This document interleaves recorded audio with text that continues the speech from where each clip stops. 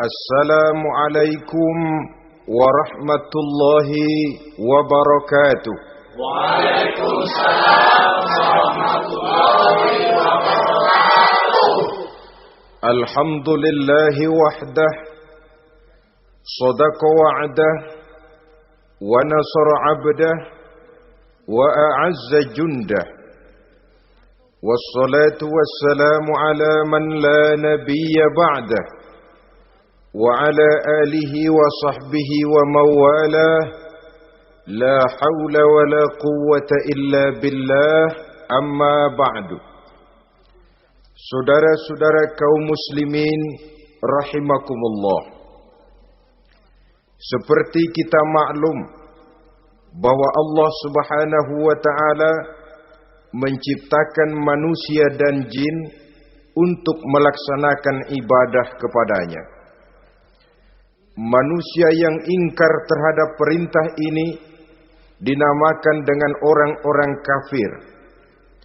Sedangkan jin yang mengingkari perintah ini dinamakan dengan setan atau syaitan dalam bahasa Qur'annya. Kemudian dalam perkembangannya, jin-jin yang kafir yang dinamakan setan ini bersekongkol dan menjadi bala tentaranya iblis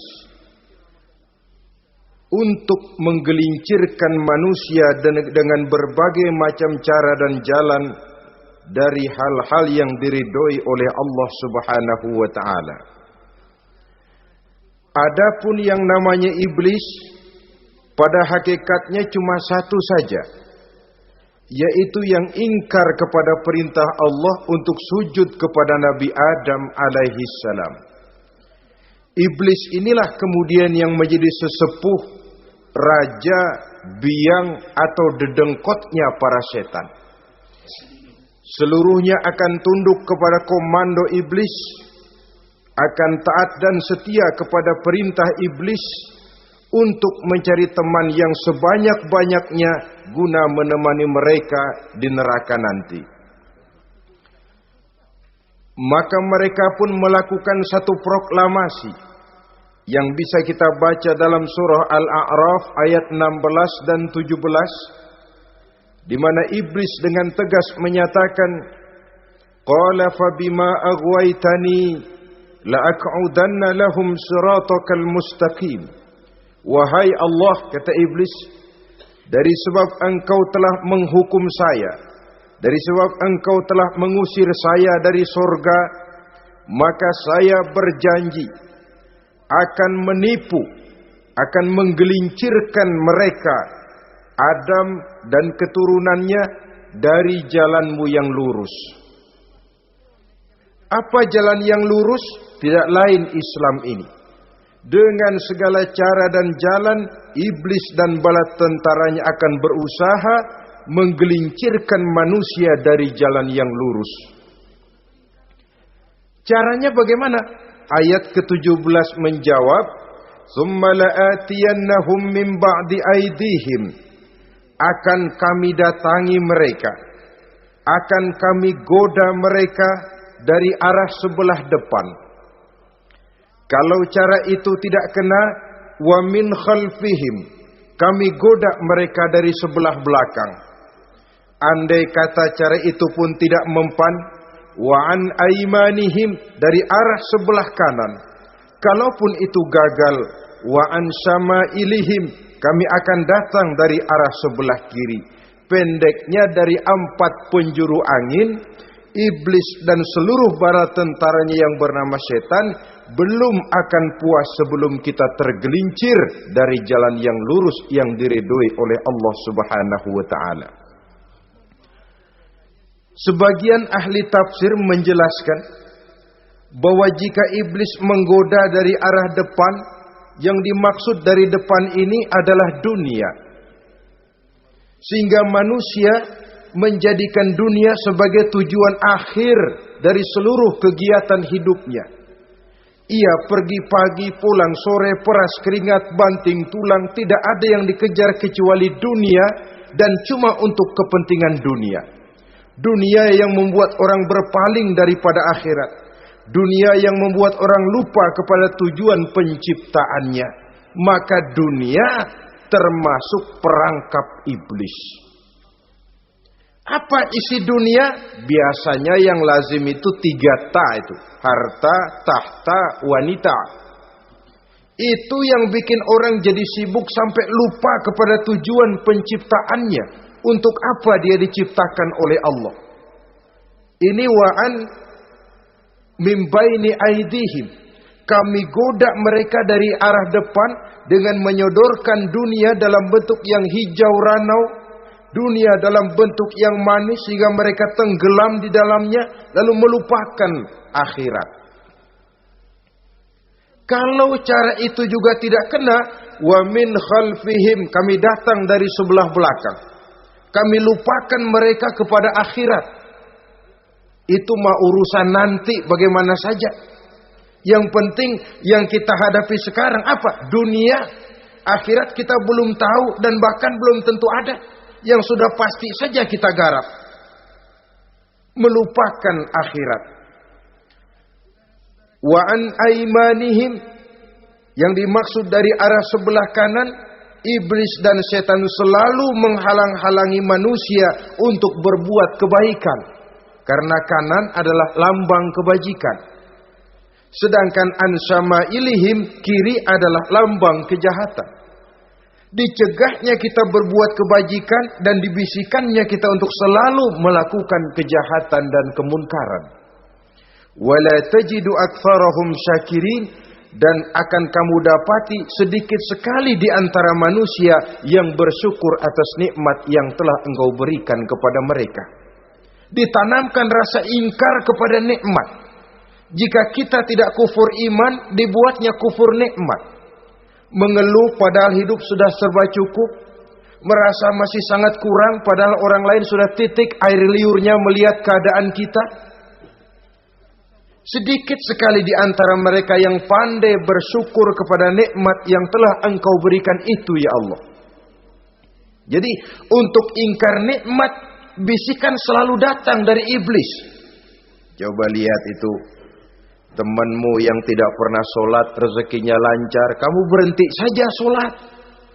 Yang tidak pernah ke masjid pangkatnya naik terus, udah berhenti aja ke masjid. Atau setidak-tidaknya mengeluh dalam hati, Tuhan kayaknya tidak adil, kenapa saya rajin sholat kok rezeki seret bener. Padahal pada dasarnya kalau kita mau berpikir dalam bentuk yang paling mendasar, Allah selalu memberikan yang terbaik untuk kita. Jika begini keadaan kita, inilah yang terbaik buat kita menurut pertimbangan Allah. Jika kita menuntut lebih lagi, mungkin dengan keadaan yang lebih itu kita bisa tergelincir. Dan Allah lebih tahu itu. Sebagai pencipta manusia, Allah lebih tahu tentang kemungkinan-kemungkinan yang bisa didapat dan dicapai oleh manusia. Bahasa ringannya, rezeki lu segini aja deh, lu jadi rajin sholat. Kalau rezeki lu melebihan jadi orang kaya dikit, nanti ngelihat masjid minggir. Allah selalu memberikan yang terbaik kepada kita. Saudara-saudara kaum muslimin, adapun iblis dan setan sudah menyadari betul bahwa iblis dan setan tempatnya di akhirat nanti jelas neraka. Itu mereka sudah sadari betul. Maka yang mereka kepengen sekarang, bagaimana mencari teman sebanyak-banyaknya untuk menemani mereka di neraka nanti. Nah inilah yang menyebabkan mereka berjibaku betul. Bahkan ada satu riwayat itu, ada waktu-waktu tertentu di mana para setan ini laporan kepada iblis. Kalau ada yang laporan gagal, bukan main marahnya si iblis ini selaku komandan. Kata setan, Pak, saya gagal menggoda si fulan karena imannya kuat. Goblok kamu. Dengan apa kamu goda dia? Dengan kedudukan. Dia tidak mau. tempuh dengan jalan lain, barangkali dengan harta. Kalau dengan harta tidak bisa, barangkali dengan wanita. Kalau dengan wanita tidak bisa, tempuh segala macam cara. Dan mereka yang laporannya enak, artinya berhasil menggoda banyak orang-orang beriman, itu konditenya naik. Bahkan mendapat semacam piagam penghargaan sebagai kadar militan daripada iblis. Nah, mereka berusaha dengan segala macam cara mengumpulkan teman sebanyak-banyaknya. Kalau mereka sendiri sudah tahu pasti, sadar nasib saya di akhirat nanti pasti masuk neraka, diazab dan disiksa oleh Allah. Cuma saya begini ini lantaran ulahnya Nabi Adam dulu. Maka anak-anak cucu Nabi Adam harus menjadi teman-teman saya sebanyak-banyaknya guna menemani saya di dalam neraka. Oleh karena itu, pada kesempatan pertemuan saat ini, kita akan membicarakan siapa sih teman-teman setan itu. Diriwayatkan dari Wahab bin Munabbih bahwa pada satu hari iblis diperintahkan oleh Allah untuk datang kepada baginda Rasulullah sallallahu alaihi wasallam dan menjawab segala pertanyaan yang diajukan oleh baginda Nabi. Datang iblis dalam bentuk orang tua pakai tongkat. Jadi iblis itu bisa malih warna. Dia termasuk jenis makhluk halus toh. Seperti halnya jin dan malaikat, itu bisa malih warna sesuai dengan yang mereka kehendaki. Ketika datang, baginda Nabi bertanya, "Man anta?" Siapa kamu? Dia jawab, "Ana iblis." Saya iblis. Jujur. "Limadza ji'ta?" Mau apa kamu datang kemari? Kata baginda Nabi. Dijawab oleh iblis, "Innallaha amaroni an atika wa ujibaka an kulli ma sa'altani." Allah memerintahkan saya untuk datang kepadamu dan menjawab segala pertanyaan yang engkau ajukan kepada saya. Nah, atas pernyataan ini baginda Rasul kemudian bertanya dengan dua pertanyaan.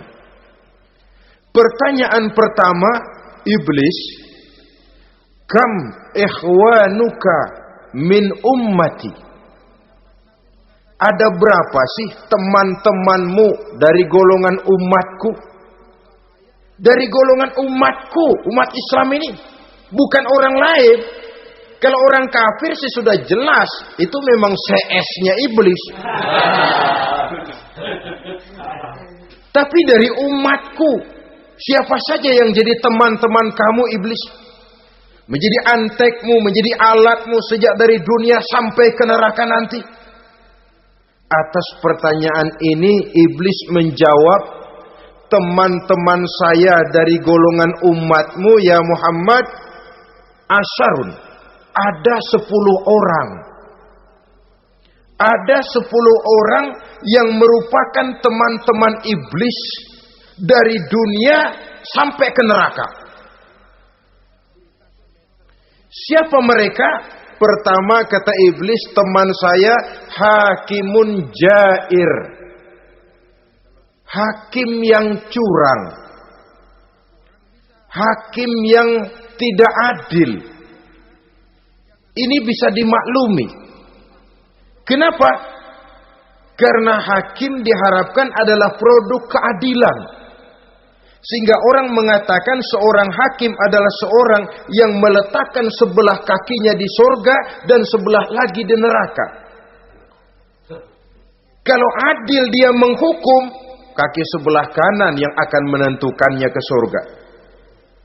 Kalau licik dia menghukum, kaki sebelah kiri yang akan menjerumuskan dia ke dalam neraka. Saudara-saudara kaum muslimin rahimakumullah. Sesungguhnya dalam kehidupan, Kurangnya sandang pangan bukan satunya-satunya sebab yang membuat orang menderita. Tidak teraturnya perumahan, kurangnya lapangan kerja bukan satu-satunya yang menyebabkan rakyat menderita. Tapi lukanya rasa keadilan. Tidak tegaknya hukum sebagaimana yang diharapkan. Itu juga bisa menjadi sumber nestapa, bisa menjadi asal dari segala derita. Oleh karena itu, hakim yang tidak adil, hakim yang curang, yang menghukum tidak berdasarkan hukum, tapi berdasarkan kepentingan, berdasarkan pesan sponsor, hukum bisa dibeli, ada istilah mafia peradilan. Hakim-hakim macam ini yang akan menjadi teman-teman iblis. Dan tiap kali palu akan diketuk, iblis sudah bukan main sibuknya. Kekuasaan di tanganmu, hijau katamu, hijau yang akan berlaku, merah kau ketok, merah yang akan jadi keputusan. Orang lain tidak tahu ini kesempatan untuk jadi kaya, ini kesempatan untuk naik pangkat. Manipulir hukum tidak ada yang tahu karena orang banyak yang awam dengan hukum.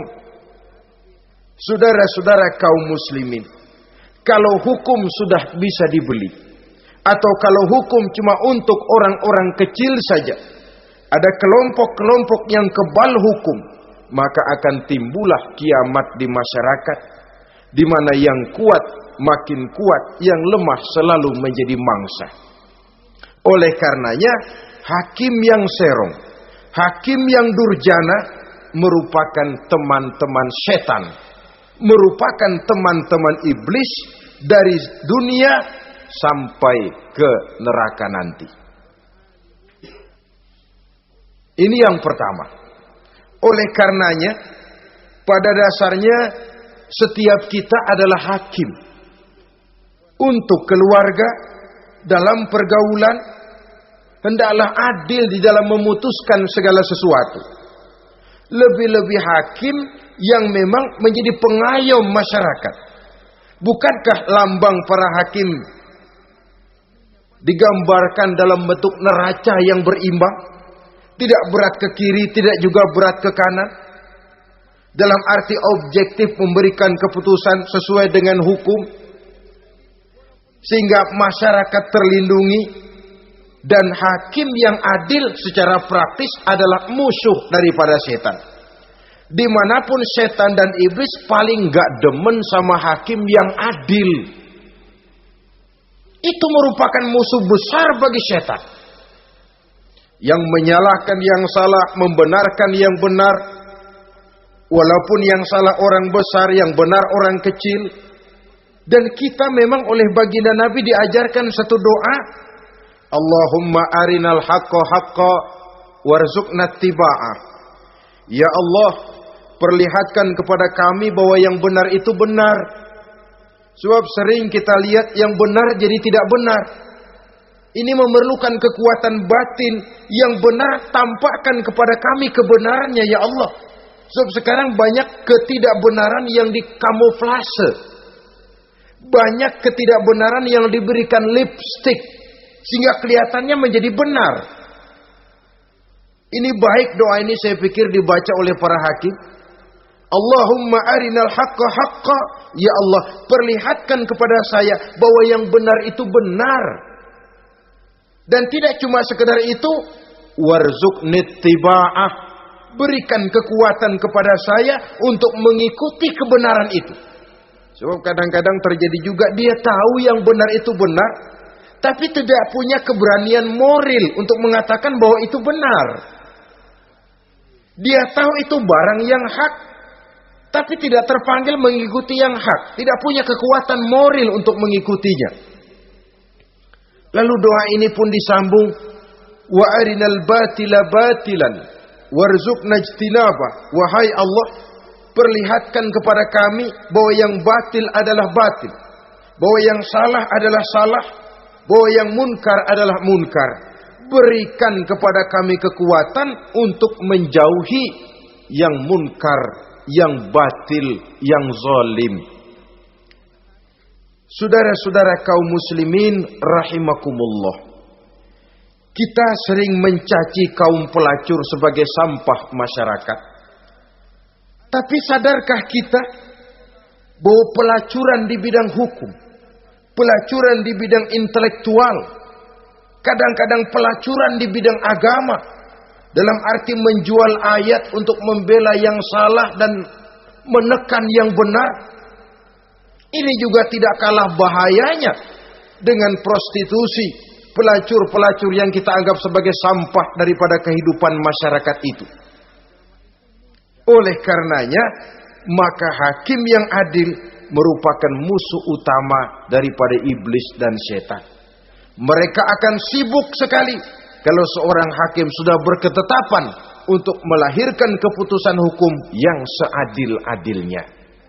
Ini yang pertama, teman setan adalah hakim yang nyeleweng, yang tidak adil. Yang kedua, teman saya, kata iblis, ghaniyun mutakabbir, orang kaya yang sombong. Orang kaya sombong itu teman setan. Orang miskin sombong itu lebih teman lagi tuh. Sebab ini sudah kelewatan. Kalau orang kaya sombong barangkali masih lumayan lah, memang kaya.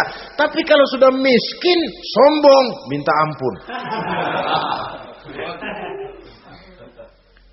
Orang kaya yang sombong adalah musuh iblis.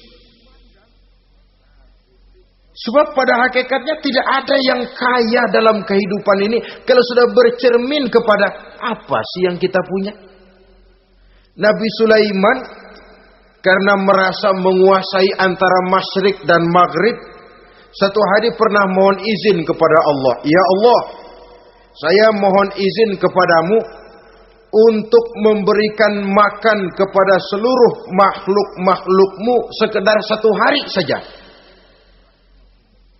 Baik. Satu hari Nabi Sulaiman mau menjamin menanggung makannya semua makhluk. Karena merasa kaya. Baik, kata Allah.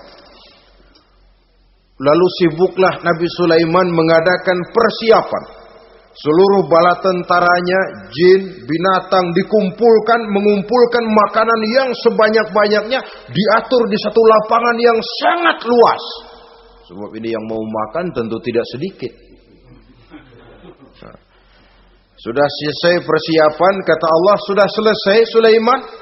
Sudah, ya Allah. Nah, aku mulai dari makhlukku yang paling di bawah, ikan. Ikan Nun dipanggil oleh Allah. Rezekimu hari ini mau ditanggung Sulaiman. Naik, makan. Naik ikan ini. Sekali makan seluruh persiapan habis.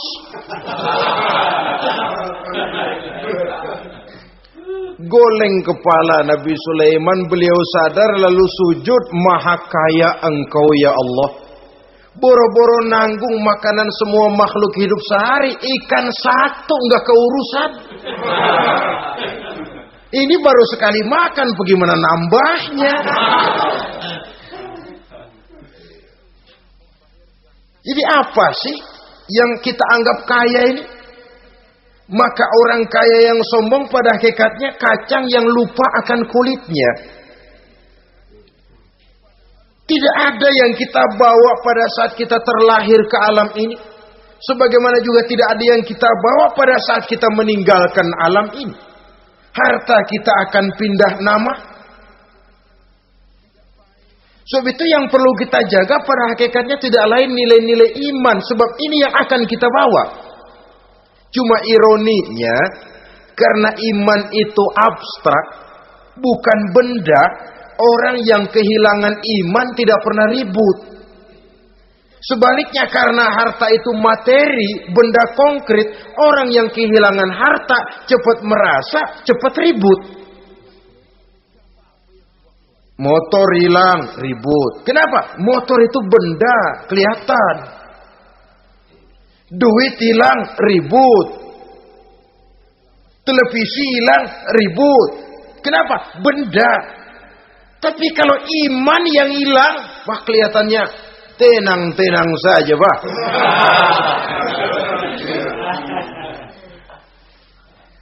Padahal ini usaha iblis bagaimana orang kehilangan iman, menjadi kafir, masuk grup dia untuk menemani dia di dalam neraka nanti. Dia gelincirkan iman kita, dan kita sering tanpa terasa telah mengalami pergeseran nilai-nilai iman kalau tidak tergusur sama sekali. Cuma saya katakan tadi, oleh karena iman ini bukan benda, orang yang kehilangan iman kurang begitu merasa. Padahal ini yang paling berharga. Sebab ini yang akan kita bawa menghadap Allah. Orang itu kalau sudah yakhruju minad dunya bighairi iman, keluar dari dunia, meninggalkan dunia dan seluruh isinya, kembali menghadap Allah dengan tidak membawa iman, tempatnya jelas sudah. Itu yang paling kita khawatir. Pangkat jelas tidak kita bawa. Harta benda akan pindah nama jadi milik ahli waris kita. Tiba-tiba iman yang cuma satu itu tempat kita bergantung, hilang juga dari diri kita. Dengan apa kita mau menghadap Allah? Dan kemalangan apa yang lebih besar dari orang-orang yang telah kehilangan iman pada saat dia menghadap Allah Subhanahu wa ta'ala. Karena itu saudara-saudara, terutama yang diberikan amanah berupa harta oleh Allah dalam kehidupan ini, bersyukurlah kalau saudara diberikan kepercayaan oleh Allah untuk menyalurkan rezeki kepada orang lain. Seperti keran yang nyimpen air tapi tidak untuk dirinya, disalurkan kepada yang memerlukannya. Rezeki dia cuma lewat tangan saya. Rezeki dia cuma lewat tangan saya. Berbahagialah orang kalau dipercayai Allah untuk menyalurkan rezeki kepada orang lain. Artinya agen. Wong ditunjuk jadi agen Allah, kok nggak bangga? Kalau sudah kemari cara berpikir, insya Allah rasa bakhil bin pelit alias medit bin koret.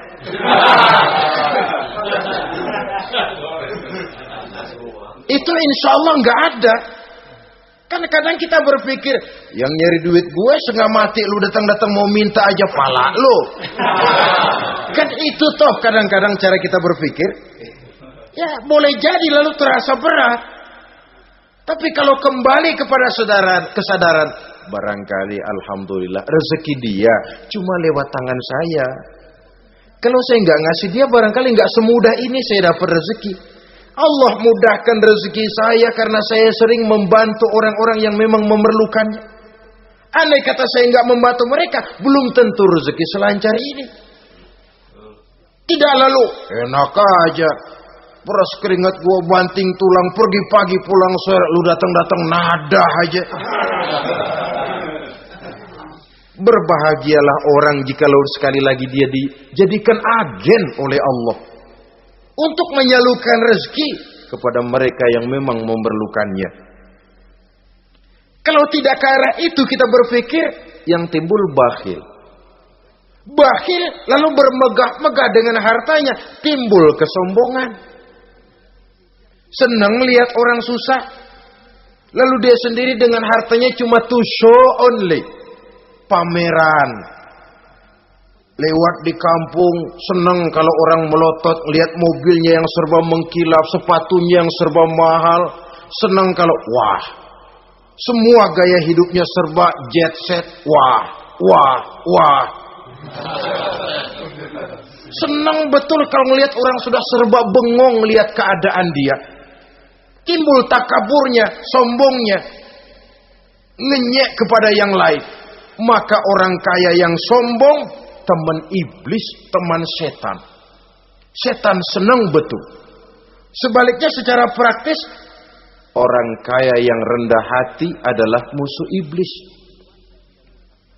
Saudara-saudara kaum muslimin rahimakumullah. Lain memang. Kalau kita diberikan ilmu di akhirat nanti, pertanyaan cuma satu, ilmumu kau amalkan untuk apa? Kalau kita diberikan umur panjang, pertanyaan akhirat satu saja. Umurmu kau habiskan di mana? Tapi kalau sudah harta diberikan kepada kita, pertanyaan akhirat dua. Min aina iktasabahu wa fima anfaqahu. Hartamu kau dapat dari mana? Kau belanjakan kemana? Depan belakang ditanya. Yang ketiga, teman iblis itu tajirun khain. Pedagang yang berkhianat. Baik kepada sesama teman pedagangnya, karena ingin lebih maju dari yang lain. Terjadi persaingan yang tidak sehat di berbagai bidang bisnis. Ataupun kepada para pembelinya. Dengan mengatakan barang yang baik adalah barang yang tidak baik menjadi baik. Sebab pada dasarnya apabila kaum pengusaha sudah berkhianat akan timbul kegoncangan ekonomi. Dan kegoncangan ekonomi dampaknya adalah melahirkan kelas-kelas kemiskinan. Kemiskinan merupakan satu perangkap iblis. Biasanya orang kalau udah melarat udah dekat banget sama kafir. Kalau tidak dilatar belakangi oleh nilai iman yang kuat. Udah melarat udah dekat benar dah sama kafir. Apalagi iblis ini menggodanya pandai dia. Kepada orang miskin dia datang dengan bujukan materi. Kepada yang cukup hartanya dia datang dengan bisikan lain. Pendeknya iblis dan setan itu kalau ibarat tukang joget, dia ngerti betul irama kendang.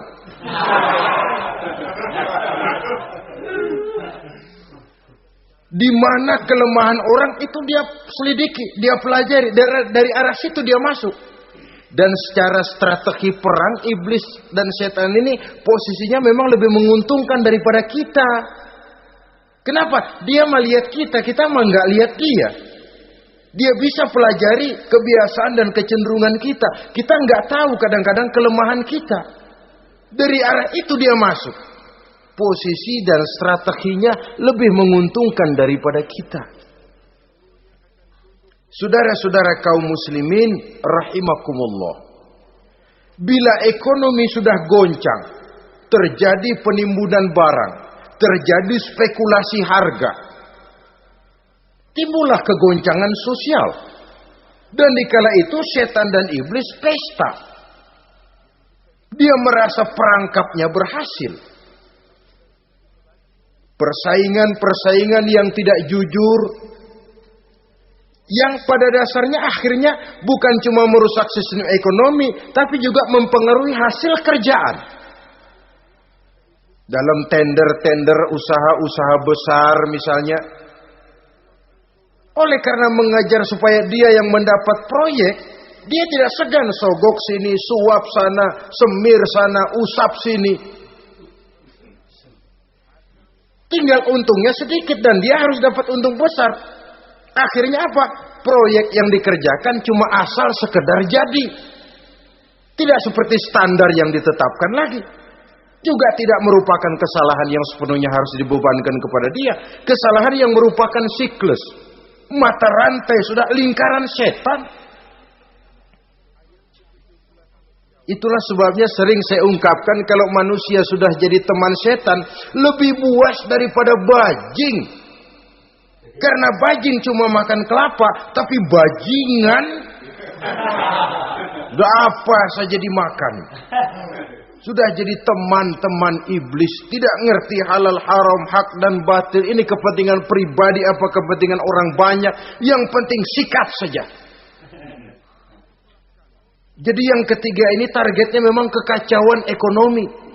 Yang kemelaratan, kemiskinan merupakan tangga untuk sampai kepada kekafiran. Dan iblis tahu betul itu.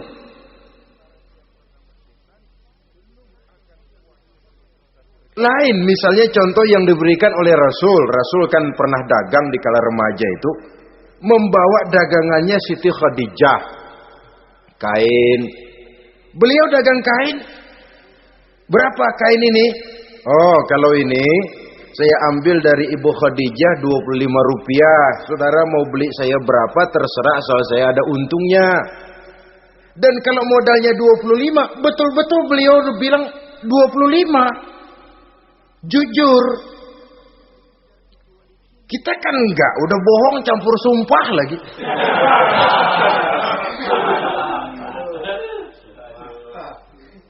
Ini yang ketiga.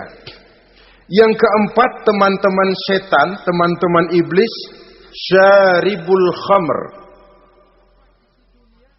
Orang yang minum arak,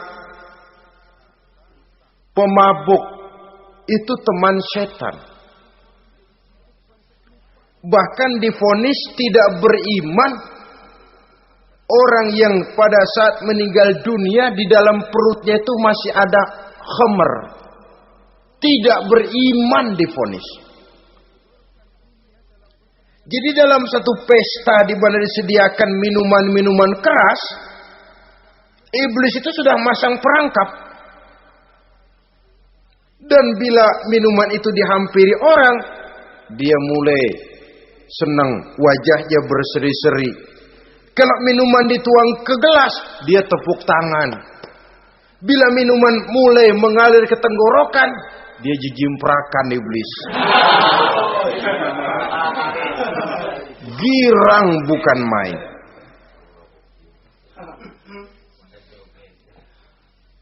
Saudara-saudara kaum muslimin rahimakumullah. Kenapa pemabuk merupakan teman setan?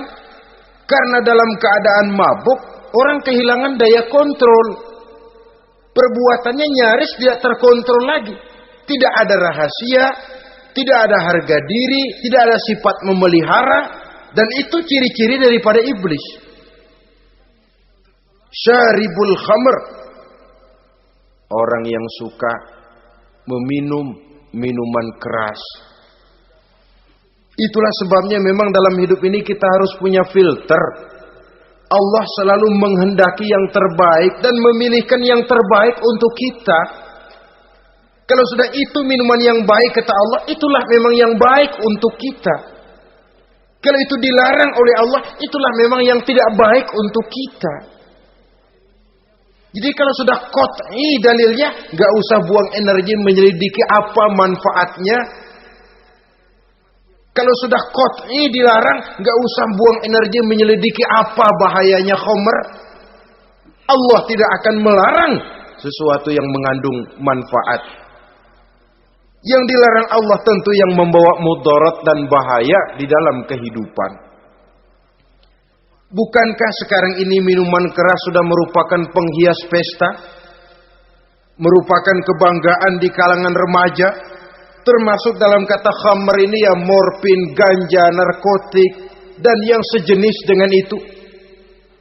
Orang sudah merasa bangga kalau sudah fly to the sky. Membumbung ke angkasa, katanya dunia ini luas, lupa segala macam persoalan. Tapi sampai kapan? Sampai kapan orang merasa membumbung? Sampai kapan orang merasa bisa meninggalkan segala persoalan? Sampai mabuknya selesai? Ya kalau gitu mabuk aja terus. Lalu apa artinya kehidupan ini?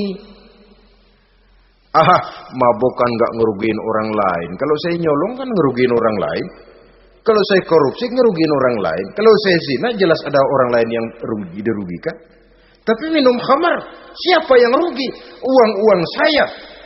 Saya beli dengan uang saya, yang minum pun saya. Siapa yang rugi? Saudara, ini pemikiran sepihak namanya. Pertama jelas merugikan diri sendiri. Kesehatan terganggu, pertumbuhan IQ, ya, daya pikir jadi jumud bin beku. Tidak ada idealisme ke arah depan. Yang ada ya, yang dipikirkan ya, yang di depan hidungnya saja. Dan konon itu pada mulanya memang orang kan sifatnya cuma ingin tahu. Nyobain ketagihan. Ya kalau orang tuanya masuk golongan have, mampu. Kalau orang tuanya termasuk ekonomi lemah, sedangkan kecanduan hal yang tidak bisa ditangguhkan. Orang yang sudah kecanduan minuman keras, Sekali dia tidak minum, sudah bukan main rasanya. Orang yang sudah biasa minum ganja, morfin, narkotik, satu kali dia tidak bertemu itu, sudah nggak keruan rasa. Orang tuanya tidak mampu, kenapa lalu nggak ngelamun yang negatif? Ya kalau dia keluarga have, orang tuanya masih ngelarang, dia bisa jual hal lain di rumahnya yang ada harganya. Tip deka itu, video kah itu, mobil kah digade dulu. Kalau di kampung, anak-anak muda yang menengah ke bawah, kenapa nggak ayam orang disamber?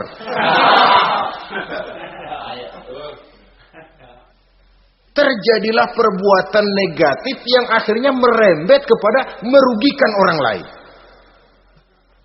Hakikatnya zohirnya memang pada mulanya hanya merugikan diri sendiri, tapi lambat laun akan merembet juga kepada merugikan orang lain. Oleh karena itu pantas kalau dalam perjalanan Mi'raj begitu hendak start dari Masjidil Aqsa menghadap Allah, kepada baginda Nabi disodorkan 2 gelas minuman, segelas susu dan segelas arak. Muhammad, kau ambil salah satu minuman itu, kau minum. Mantap. Nabi mengambil gelas yang isinya susu lalu beliau minum. Selesai minum kata Jibril, "Shaddaqta ya Muhammad, laqad asabtal haq." Kamu benar Muhammad, pilihanmu tepat. Kenapa? Untung saja susu yang kamu minum. Kalau arak yang kamu ambil, kamu pilih dan kamu minum, pasti umatmu bakal pada jadi umat teler semua nanti. Wong Nabi milih susu saja umatnya masih banyak yang teler. Apalagi kalau beliau memilih khamr waktu itu. Tapi ini sekedar simbol bahwa begitulah kita dalam hidup. Saudara, kalau di depan kita ditaruh segelas jamu, segelas sirup, kira-kira pilih mana? Jamu. Sirup apa jamu? Jamu. Orang yang berpikir panjang ke depan, dia bakal pilih jamu. Memang pahit, getir, nggak enak, tapi besok pagi badan enteng, kerja semangat, berpikir cerdas, gairah ada. Orang yang pikirannya pendek, ngapain jamu getir nih, sirup nih, manis ini. Dia minum, bukan main manisnya, besok pagi bibir pada jontor. Begitulah dalam kehidupan ini. Maka hendaknya kita berusaha dengan sekuat kemampuan untuk menghindarkan diri dari minuman keras dan pengaruh-pengaruhnya. Yang kelima, teman iblis itu al-qattat, tukang-tukang fitnah. Itu suling iblis itu, trompet setan. Sebab apa? Benar kalau Quran mengatakan, Nabi mengatakan al-fitnatu asyaddu minal qatli. Fitnah lebih bahaya dari pembunuhan. Sebab apa? Pembunuhan membunuh orang secara langsung. Fitnah membunuh orang pelan-pelan. Kalau mati mendingan cepat daripada pelan-pelan. Pelan-pelan mati, cepat mati enakan cepat, nggak ngerasain sakit. Fitnah membunuh orang pelan-pelan. Nama baik orang hancur, dicoreng-moreng di tengah masyarakat. Maka tukang-tukang fitnah, teman-teman setan dari dunia sampai ke neraka nanti. Karena fitnah lebih bahaya daripada pembunuhan. Mengada-ada yang tidak ada diada-adakan, fitnah. Melebih-lebih, berita semeter jadi 3 meter, yang 2 meter. Ya kalau positif, kalau negatif, fitnah. Memang orang bilang kalau kita nitip duit jangan harap lebih, kurang bisa. Tapi kalau nitip omongan jangan harap kurang, pas saja sudah untung itu. Biasanya lebih, namanya omongan. 1 meter jadi 2 meter, 2 meter jadi 3 meter. Itu sifat dari yang namanya omongan. Kita kirim uang, udah gak bakalan lebih dah. Ini nitip uang sama saya 50.000, tambahin 10.000, langka yang berpikir begitu. Kurang malah bisa. Enak aja nitip, gua kan kemarin pakai ongkos. Hitung transport misalnya. Tapi kalau sudah nitip omongan, pas saja sudah untung loh. Biasanya malah lebih. Fitnah pernah melanda Nabi Zakaria. Fitnah pernah melanda Habil dan Qabil. Fitnah pernah melanda Nabi Ibrahim. Fitnah bahkan pernah melanda kehidupan baginda Rasulullah sallallahu alaihi wasallam. Dalam peristiwa yang lazim kita kenal dengan hadisul ifki, bagaimana gosip pun sempat mengguncang rumah tangga kehidupan baginda Nabi. Sehingga pantas kalau beliau sendiri mengatakan al-fitnatu asyaddu minal qatli. Fitnah itu lebih bahaya daripada pembunuhan, karena fitnah membunuh orang secara pelan-pelan. Saudara-saudara kaum muslimin rahimakumullah. Lidah tidak bertulang. Soghirul jirmi azimul jurmi. Kecil bentuknya tapi besar akibatnya. Kalau kita luka karena silet 2-3 hari boleh sembuh. Tapi luka karena lidah seumur hidup kita ingat. Asal lihat orangnya ingat nih, dia nih yang ngomong kagak enak banget, gua tandain dah.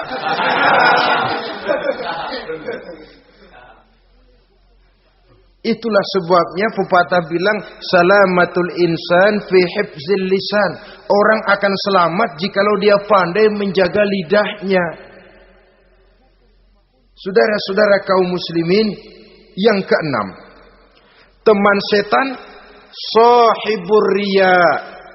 Orang yang riya, beramal cuma to show only, supaya ingin dipuji orang, ingin dilihat orang, riya namanya.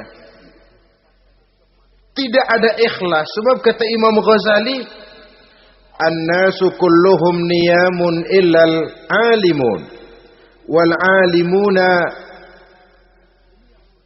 an-nasu kulluhum mauta illal alimun, wal alimuna niyamun illal amilun, wal amiluna mughtarruna ilal mukhlisun. Manusia itu pada hakikatnya mati kecuali orang alim. Orang alim sekalipun hidup hakikatnya adalah tidur, kecuali orang yang mengamalkan ilmunya. Dan orang yang mengamalkan ilmunya banyak yang tertipu, kecuali orang yang ikhlas. Tepat ini fatwa Imam Ghazali. Manusia hakikatnya tidur kecuali orang yang alim. Orang yang alim walaupun hidup tapi tidur.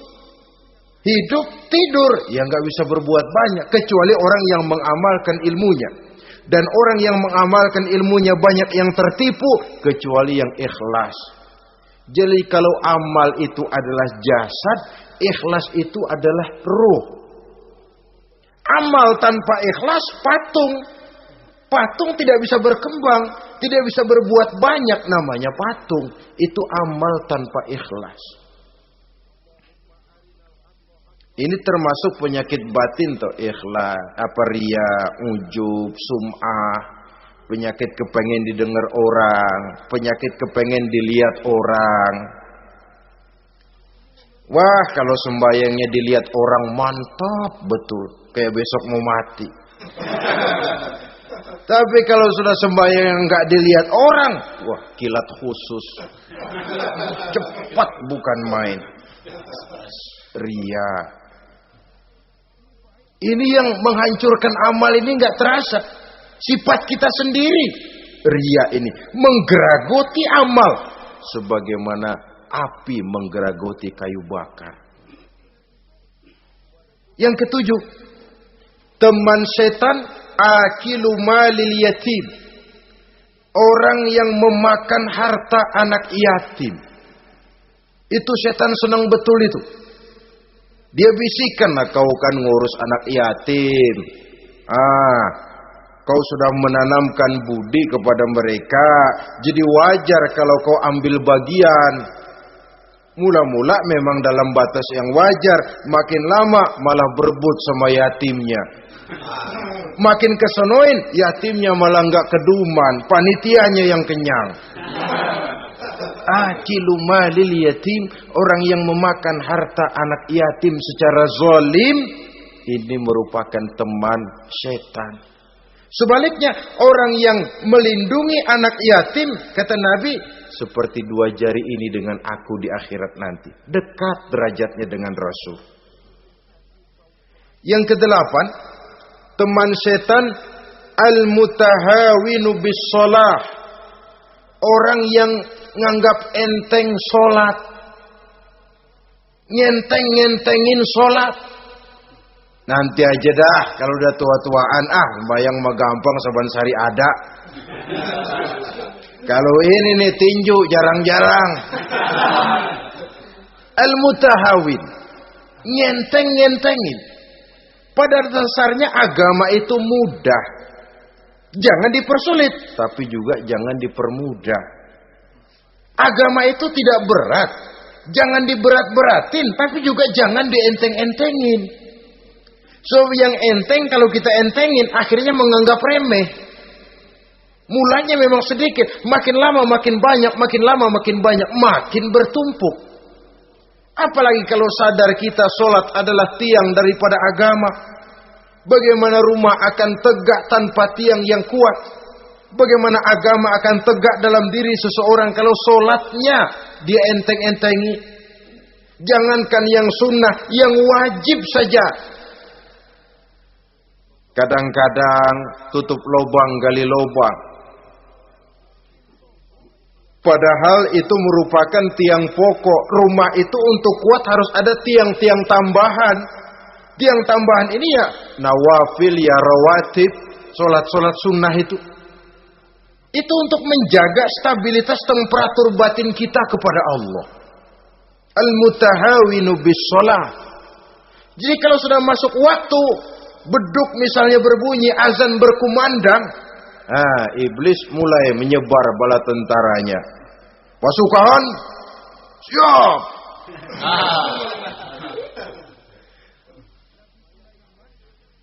Kama yang dagang dia bisikin, sedang enaknya lu dagang, gua beli lagi banyak-banyak, sembahyang mah ada besok. Sama yang kerja, jangan ditinggal ini kerjaan, tanggung, sembahyang masih ada besok. Saudara-saudara kaum muslimin rahimakumullah. Andai kata kita berhasil, kita tinggalkan kesibukan, lalu kita pergi sholat, apa iblis diam? Setan tenang? Tidak, masih dia bisiki kita. Iya, kalau mau sembahyang ya sembahyang, gak cuma buruan udah. Nah, yang mau belanja, yang menunggu, bukan main. Sampai ruku kita tidak sempurna, bacaan kita semrawut, sujud kita tidak lengkap. Sholat juga, tapi disitulah masuk iblis. Atau kalau itu kita berhasil cegah, ruku tertib, ada tumakninah, sujud bagus, iblis masuk lagi. Wah, memang sembahyang kamu mantap. Orang lain gak ada yang sembahyang kayak kamu. Yang timbul apa? Ujub. Sombong kepada diri sendiri. Begitu rapi sembahyang, lu ya pada kagak sembahyang, apaan lu? Gua nih. Itu sudah perangkap iblis. Jadi lewat segala macam cara dan jalan, kepada yang ibadahnya bagus ditanamkan rasa ujub. Kepada yang mau berusaha bagus ditanamkan sifat was-was, buru-buru. Saudara-saudara kaum muslimin, ini yang ke-8. Yang ke-9, mani'uz zakah. Orang yang enggan membayar zakat itu teman setan. Gak ada urusan sama zakat. Sayang-sayang harta dizakatin. Saudara-saudara, padahal zakat itu kata Nabi, zakku amwalakum biz zakat. Bersihkan hartamu dengan zakat.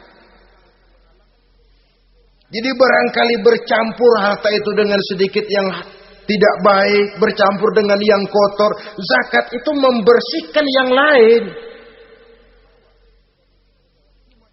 Kita misalnya dalam satu kelas punya murid 40 orang, 42 orang, ada 2 orang yang bandel, nggak ketulungan. Sudah segala macam cara kita perbaiki, nggak juga berhasil. Ini kan kalau nggak diatasi kan mempengaruhi yang teman-teman yang 40 orang. Untuk menyelamatkan yang 40 ini, nggak apa-apa yang 2 keluarin. Bikin pemecatan. Anak saudara, kami sudah tidak sanggup lagi mengajar. Dengan ini kami berhentikan dari sekolah yang kami pimpin untuk menyelamatkan teman-teman yang lebih banyak. Mengeluarkan yang 2 untuk menyelamatkan yang 40. So kalau tidak ini nanti ngerembet, yang 40 ngikut jadi ngeres. Itu juga harta.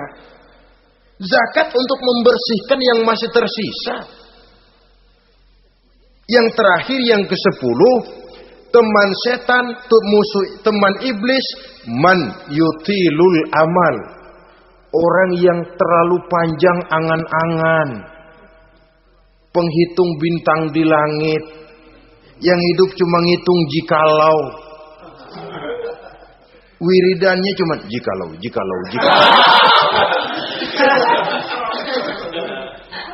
Tidak pernah mau berbuat, cuma angan-angan kelewat panjang. Yang ngelamun kan nggak ada sekolahan, ya siapa juga bisa ngelamun. Orang bukan tidak boleh bercita-cita, bahkan cita-cita yang mendorong kita untuk bergairah dalam kehidupan. Tapi kalau cita-cita tanpa langkah konkret, yang penting kan punya kemauan, lebihnya tawakal, nggak cukup. Pernah datang ke masjid seorang sahabat. Begitu sampai dia turun dari onta langsung menghadap baginda Nabi. Nabi tanya, ontamu udah diikat belum? Belum ya Rasul. Kenapa? Saya tawakal kepada Allah. Tuh orang diomelin sama Nabi. Ikat dulu, habis gitu baru tawakal. Betul toh. Ikat dulu tuh onta, lebihnya baru tawakal. Kalau udah diikat masih lari juga, itu tawakal. Lah belum diikat udah tawakal. Orang yang terlalu panjang angan-angan, yang akhirnya kalau tidak merusak cara berpikirnya, akan mendorong dia kepada perbuatan yang negatif untuk mewujudkan angan-angannya itu. Macam misalnya ya, pakaian kepengen bagus, harta mau banyak, usaha ogah, kerja capek sedikit tidak mau, kepengen seperti orang-orang, lalu ngelamun. Kalau tidak jadi gila, ya merusak perbuatannya. Kan berapa banyak orang yang kepengen kaya gagal lalu jadi sableng. Kertas koran ditumpukin, dikantongin, dia kira gepokan duit. Hawanya duit udah banyak aja. Tulul aman, terlalu panjang angan-angan. Nah, saudara-saudara, kalau kita sudah tahu itulah teman-teman setan, teman-teman iblis, mari kita berusaha jangan termasuk salah satu di antara 10 orang yang menjadi teman-teman iblis ini. Lalu cara untuk mengatasinya bagaimana? Imam Al-Ghazali rahimahullah memberikan tuntunan. Pertama, untuk mengatasi perangkap setan, jangan sampai kita termasuk salah satu teman setan, zikrullah. Banyak ingat kepada Allah. Sebab Nabi bersabda, inna zikrallahi ta'ala fi janbi syaitan kal akillati fi janbi ibni Adam. Sesungguhnya zikrullah, zikir kepada Allah itu dapat menyakiti setan sebagaimana penyakit menyakiti lambung anak Adam. Jadi setan itu akan kurus kalau kita hantam pakai zikrullah. Setan tidak berdaya, lemah kalau kita hantam pakai zikrullah. Ingat Allah, selalu merasakan kehadiran Allah dekat dalam hidup. Itu senjata pertama. Dengan zikrullah, setan kurus. Kalau udah kurus, ya lemas, nggak berdaya ngadepin kita. Tapi kalau nafsu yang kita ikutin, kita umpanin tuh setan. Lah gemuk, begitu gemuk, makin berleluasa dia ngutak-ngatik kita. Yang kedua, jangan mendekati tempat maksiat. Sebab man hama haulal hima yusiku ayyaqafi. Orang yang main di pinggir kali ditakutin kecebur di kali. Jangan mendekati tempat yang cenderung membawa kita ke tempat maksiat. Saudara-saudara, yang ketiga, mengosongkan perut. Dalam arti rajin puasa sunnah. Kata Nabi, inna syaitan yajri min ibni Adam majrad dam fadayyiku majariyahu bil ju'. Setan mengalir dalam diri manusia seperti mengalirnya darah. Maka persempit jalan setan dengan apa? Bil ju', dengan memperbanyak lapar. Bukan memperturutkan syahwat. Pantas kalau Nabi bilang, saya adalah sekelompok orang yang tidak makan kecuali kalau kami lapar. Dan kalau kami makan, tidaklah sampai kekenyangan.